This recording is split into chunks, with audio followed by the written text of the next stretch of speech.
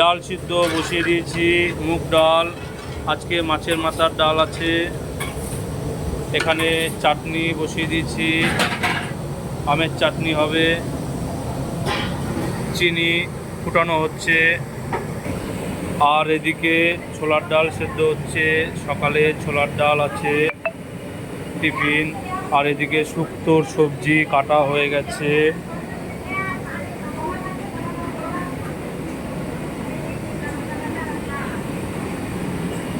আজকে রানাঘাট বেগুপাড়া কাজ চলছে। কড়াইতে তেল দেওয়া হবে, এখানে শুক্তো সবজি ভাজা হবে। এই যে রিফাইন তেল দেওয়া হবে কড়াইতে। তেল দিয়ে দিচ্ছি, এখানে শুক্তো সবজি ভাজা হবে।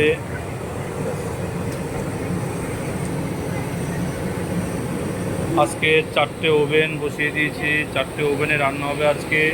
এখানে আজকে 700 লোকের রান্না হবে, দুপুরের অনুষ্ঠান।